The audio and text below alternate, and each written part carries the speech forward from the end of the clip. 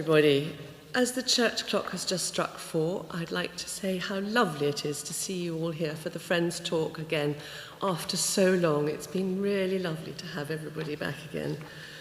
And this is a real first. The Friends Talk has never been live streamed before, and so welcome to everybody who might be watching and listening at home as well. Sam was introduced to us by the Chalk Valley History Festival. He was originally all set to come and talk to us last year, but for obvious reasons, that couldn't happen. So after many emails, dear Sam, he decided he could come back this year and give us the talk now. He's currently at Christ Church, Oxford, finishing his doctorate in medieval history, which looks at the relationship between church and state in later medieval England. Before that, he completed undergraduate and master's degrees in history, also at Oxford. The lecture today takes the subject of his master's thesis, which has been developed into 2 academic articles. Sam is a Wiltshire boy, born and brought up in Wiltshire, and has attended the Edington Festival in past, somewhat more halcyon days, like 2013, when a coronavirus pandemic was unthinkable. Thank you so much for coming, Sam.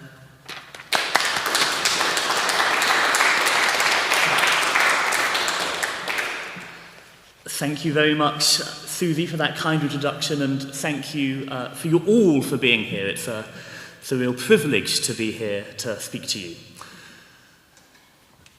On Monday, the 29th of June, 1450, William Ayscough, Bishop of Salisbury, stood in this church, probably not too far behind where I'm standing now.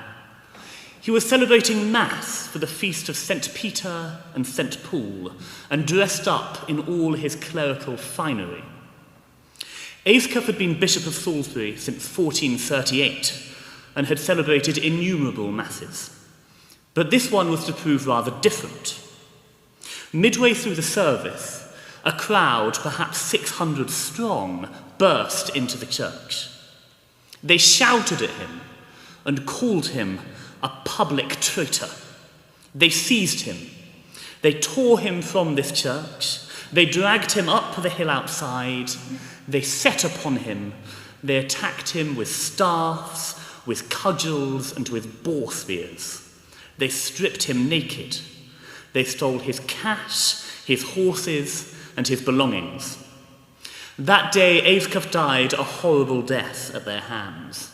As one chronicler put it, they slew him horribly, their father and their bishop, and spoiled him unto the naked skin, and rent his bloody shirt into pieces and bore it away. This was an utterly exceptional event in the Middle Ages. No other bishop was murdered while saying Mass in medieval England. Despite its reputation for bloodthirstiness, bishops were seldom attacked, let alone killed. And to do so in the middle of a divine service, the most divine service, was shocking. So the question I want to ponder today is, how did it all come to this? Why was Ayscough seized near this spot and brutally murdered? Well, when pondering this very question, the Canadian scholar John Martin George came to the conclusion that this was all some form of accident.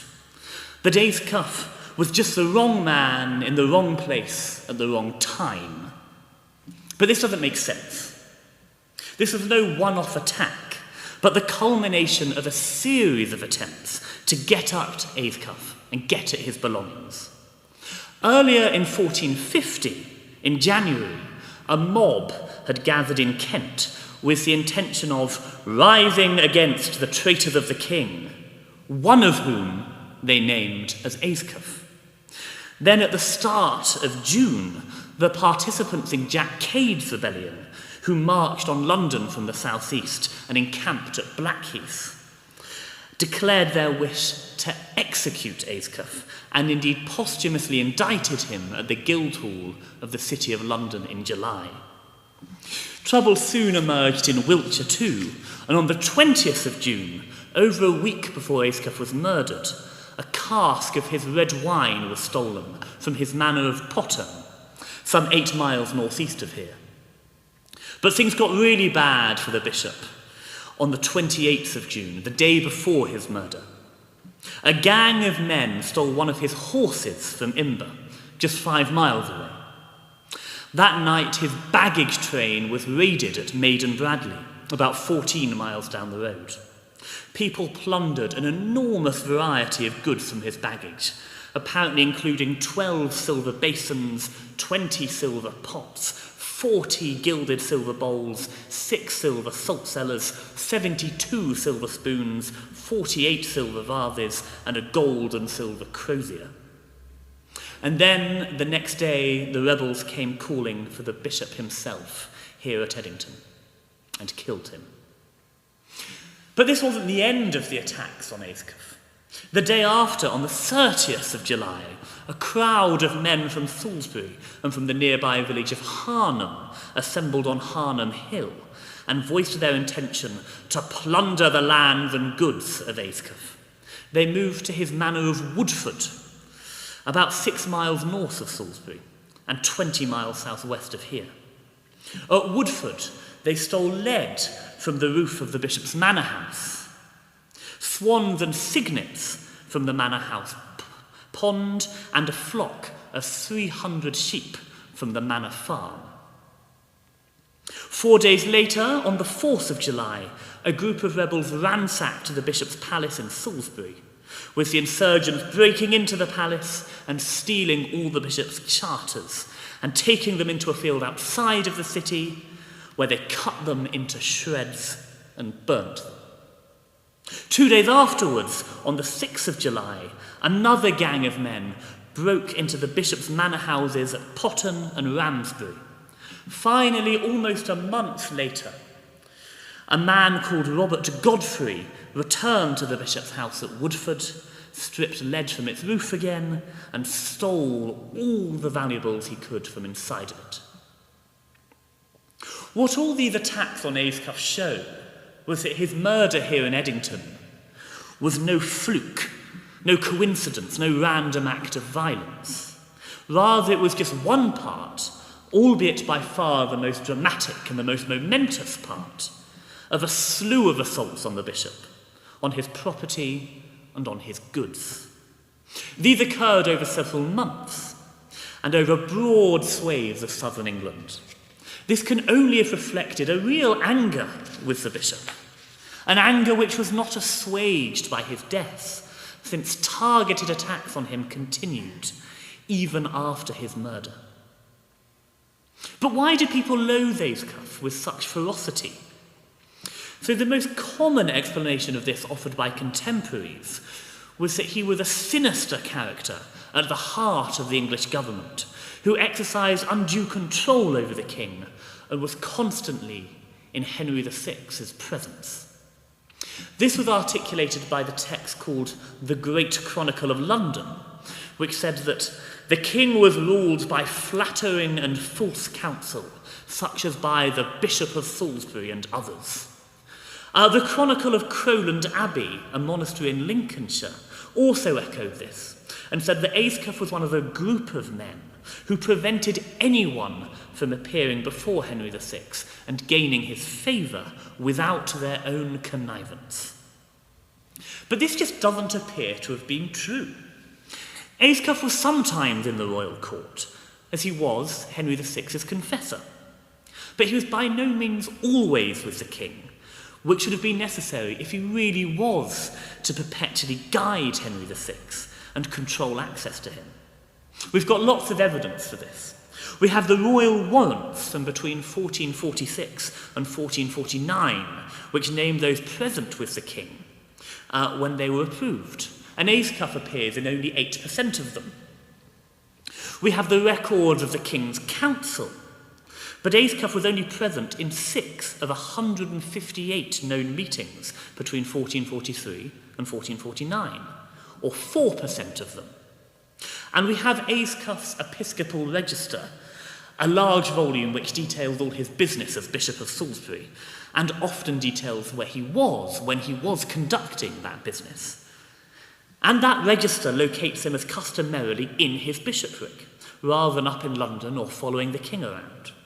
So the documents we have present a rather different picture than the chroniclers and show that Ayscough was usually away from Henry VI, where he just wouldn't have been able to have pervasive personal control over him. Another explanation offered by contemporaries for the hatred of Ayscough was that he was, at least in part, responsible for much of Henry VI's disastrous foreign policy. Now, I don't mean to defend Henry VI's foreign policy record for one moment. Through indecision, military blunders, ineffectual negotiating, and a bizarre decision to surrender the county of Maine, the English gave the French the opportunity to turn the tables in the 100 Years' War. This gave the France upper hand for some time, and in 1450 itself, the year of Ayscough's murder, French forces overran Normandy, which had been conquered in the reign of Henry V, Henry VI's father, with much blood, sweat and tears on the part of the English. But the point I do want to make to you is that Ayscough didn't play much part in this foreign policy fiasco. In many of the most important negotiations between the French and the English, he was nowhere to be seen. More significantly, at the council meetings where Anglo-French relations were discussed and the English policy decided upon, Ayscough wasn't invited. And rather than Ayscough being responsible for surrendering territory to the French, he seems to have supported the English war effort whenever he could. He loaned money for an expedition to Gascony in 1442. He urged the defence of both Gascony and Normandy in 1443. And he helped in the preparations for a last-ditch army to be saved to attempt to rescue Normandy in 1449. So Henry VI's foreign policy was a mess, a debacle, a fiasco, but it wasn't one of Ayscough's making. Ayscough also allows criticism for his relationship with Henry VI's queen, Margaret of Anjou. In particular, it was alleged that he advised Henry VI from having his sport with her, which meant that Henry VI was deprived of an heir and the realm was deprived of a prince.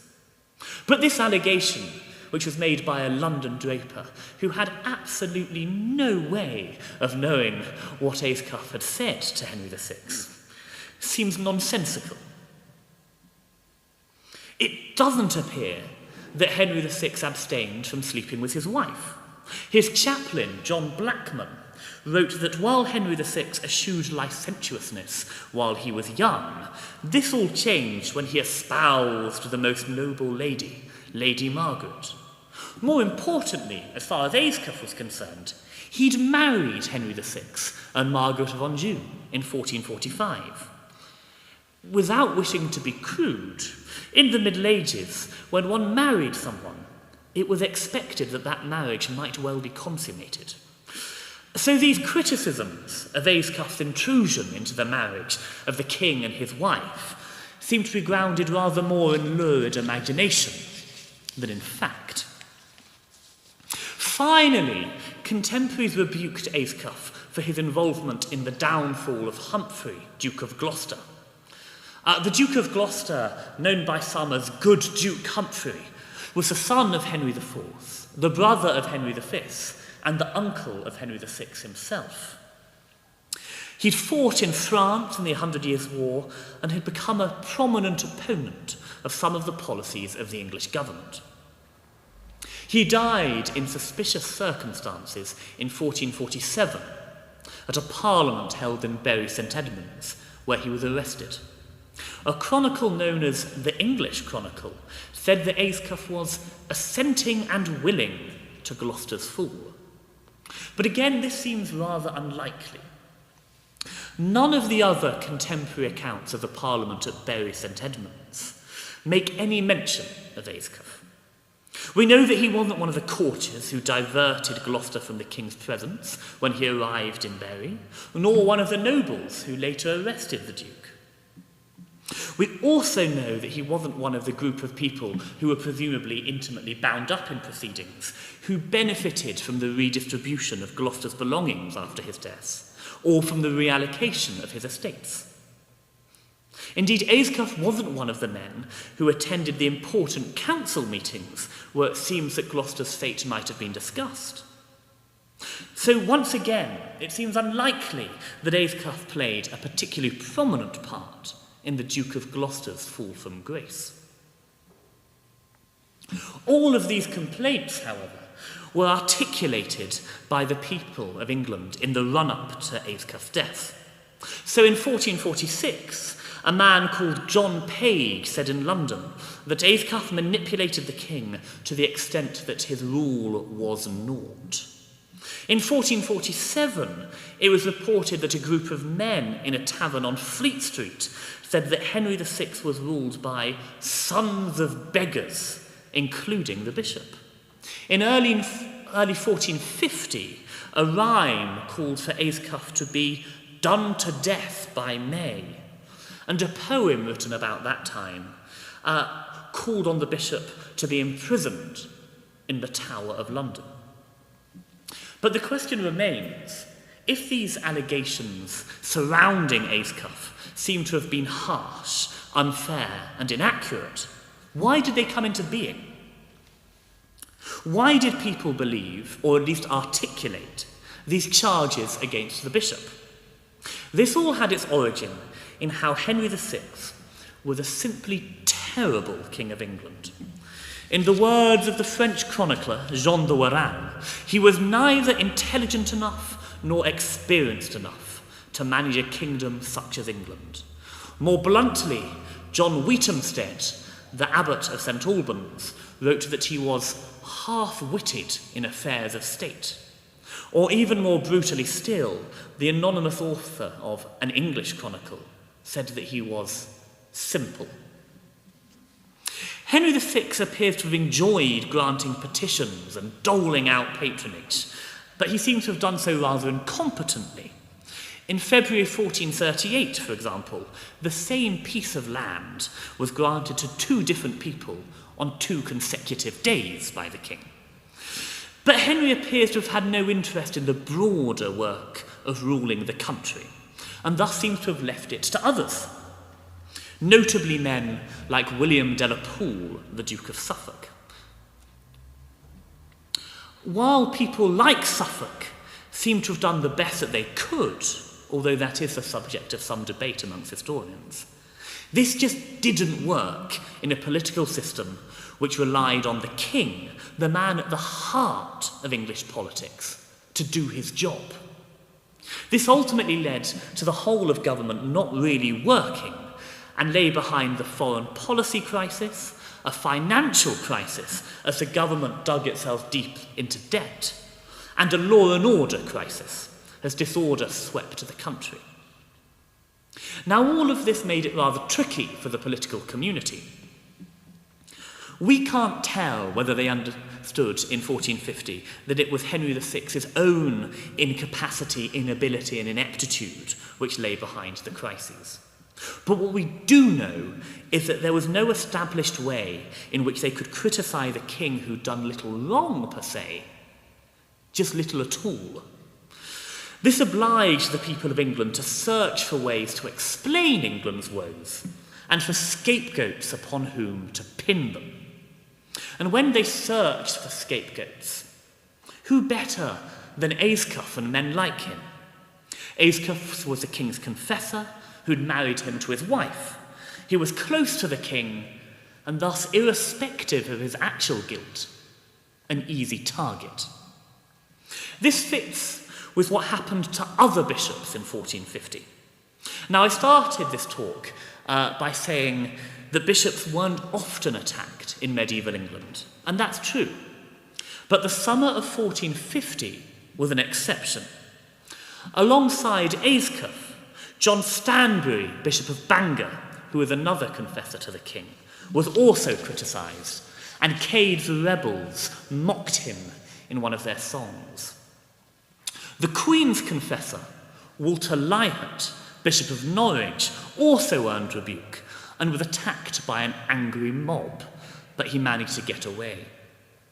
William Booth, Bishop of Coventry and Lichfield, who was the Queen's Chancellor, was besieged in his episcopal palace by rebels. William Waynflete, the Bishop of Winchester, who'd helped the king in his foundation of Eton and King's College, Cambridge, had his palace sacked at Winchester. Thomas Beckington, Bishop of Bath and Wells, who was a former secretary to Henry VI, had to call in a local lord to help him deal with insurgents. And Reginald Boulers, the abbot of Gloucester, who was in the process of becoming the Bishop of Hereford, had one of his manors totally despoiled by 50 men who decried him as a public traitor. Now, these men, like Ayscough, were not responsible for the calamities which befell England in the mid-15th century. But because they had personal links to Henry VI and the Duke of Suffolk, they absorbed liability for the nation's crises through association. The royal government was a toxic brand, and all associated with it were liable to pay.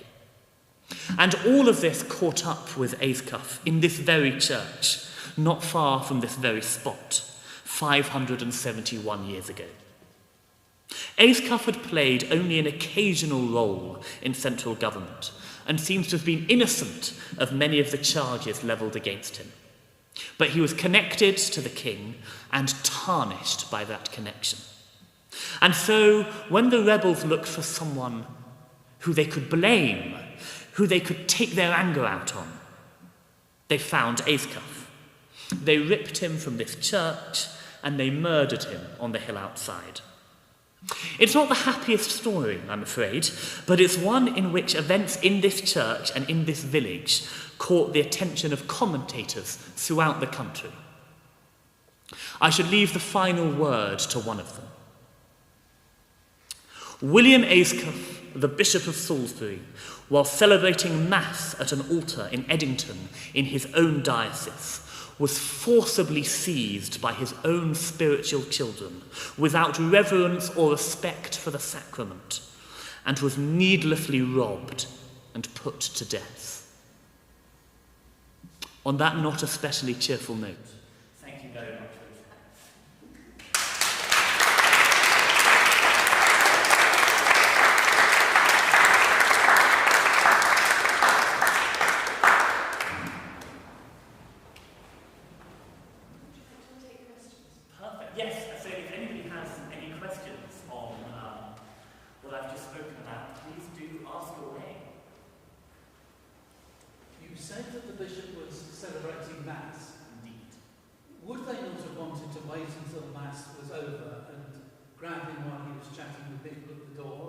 Well, I think that was the absolutely shocking thing, the fact that they didn't.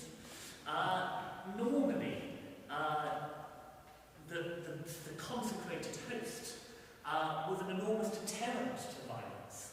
In fact, just 3 years beforehand, in 1447 in Salisbury, in the George Tavern, was now Boston Tea Party, there was a rising, and then one of the canons of the cathedral came down bearing the host aloft, and that was able to quell proceedings. There was an enormous amount of respect paid to the Mass and to the host, and that they didn't wait for it to end, that they burst in while he was saying it and killed him, was horrifying to contemporaries, and that's what many of the chronicle accounts focus on. The fact that they paid, in the words of the chronicle I quoted, no reverence towards the sacrament. One might have expected it to be as he suggested, but it wasn't to be, and that was truly bewildering and horrifying to many of the pundits at the time. Yes? You mentioned attacks on other bishops, but was Ayscough the only one that was actually murdered? In the summer of 1450, he was the only one who was actually murdered. Earlier that year, there was a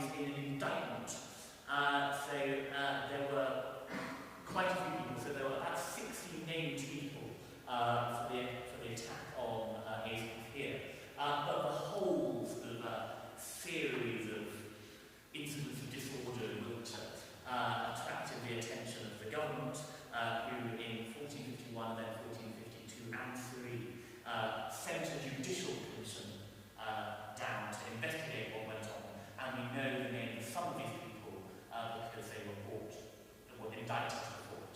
And Robert Godfrey, we know his name from that.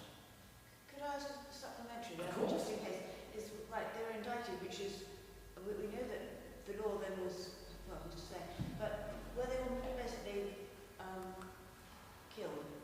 I don't think we don't really know what happened in consequence of many of the indictments, but I don't think there were mass executions. Although some of the people who were caught up in Cade's rebellion were executed, notably Cade himself.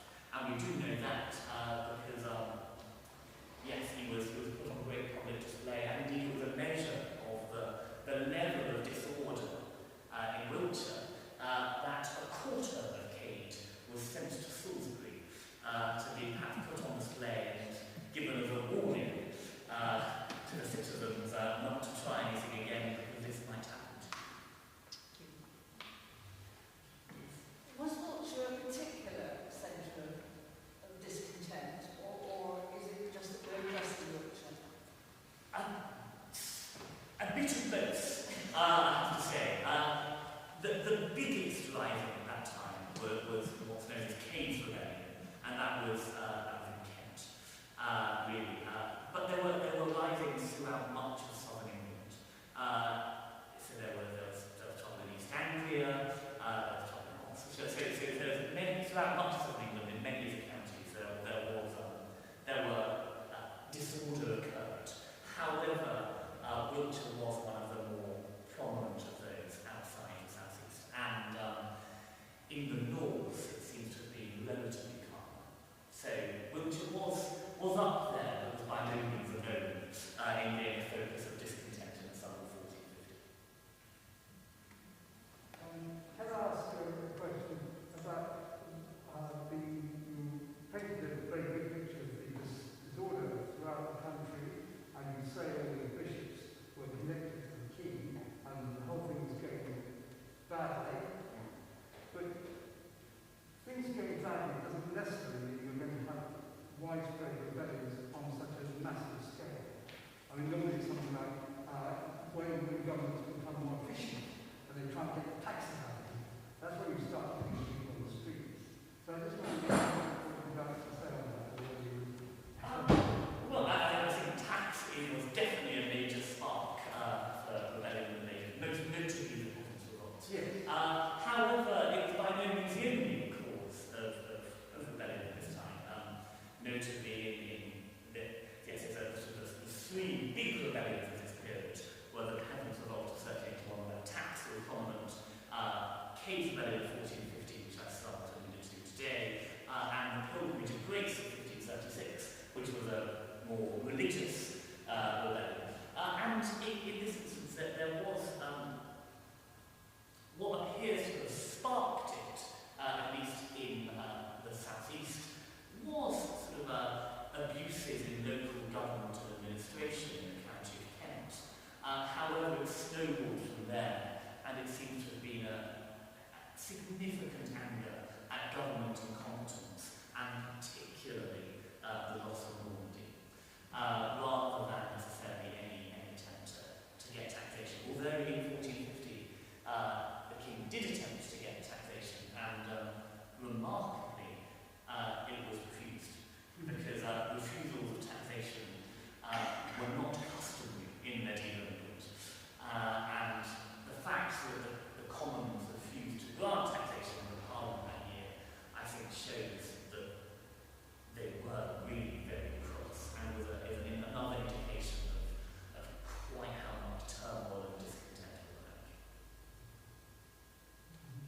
Thank you. Just to get Of course. One other thing that caused this rebellion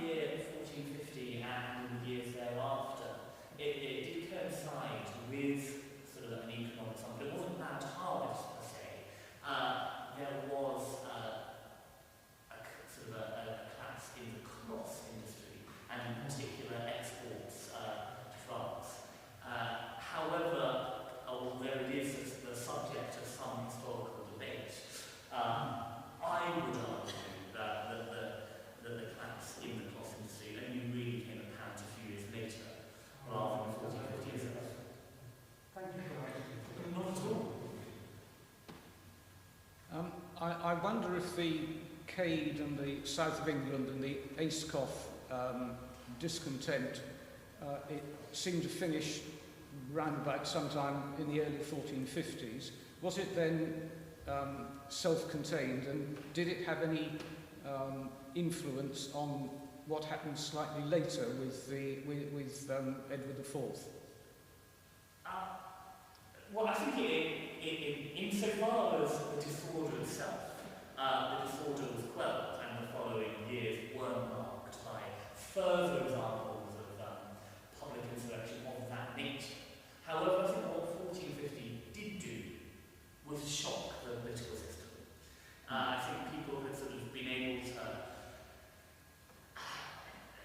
sort of try to push things and cope with royal inadequacy, and the events of 1450 proved that really didn't work. And in the aftermath of Cade's rebellion, the Duke of York returned from Ireland, and the remainder of the decade, in a sense, was marked by political tension between the Duke of York, who claimed in many ways to represent and stand up for the good commons of the realm, and by the King and Margaret Anjou and people loyal to them on the other hand. And that culminated in the Wars of the Roses and the Duke of York claiming the throne. So I wouldn't want to draw a strict causal connection between the two necessarily, but I would say that Cade's rebellion was an enormous shock to the political system, and it made people realise that the show just can't go on. Something has to be done, and it provided a platform in that sense for the Duke of York and his political allies to play a more prominent role on the political scene. So I think it does have ramifications. However, I wouldn't go so far as to draw a strict causal line between the two. Was there any attempt to venerate it or to make some sort of structure in the cathedral when he made his bishop? Not as far as we know. I think possibly that reflects the fact that if he was attacked with cudgels, ball staffs and spears and so on, I'm not quite sure how much of his body there was left. But that said, he was recognised, at least by some chroniclers, as a martyr. And the fact that he was a martyr, at least according to a chronicle called the Chronicon Angliae, it was evidenced by the fact that the person who apparently first laid hands on him, struck the first blow on him outside, lived in enormous pain thereafter and died the following year in misery and woe. So I don't think we can necessarily say that, at least if it was the evidence on survival, he had been sort of venerated. But some people and some accounts do describe him as a martyr. There was nothing in the cathedral. Not as far as I don't think there is. There's nothing here.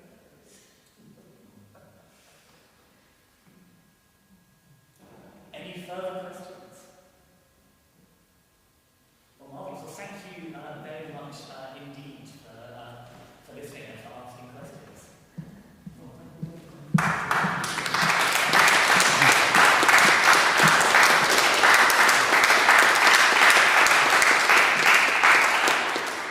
Well, thank you, Sam.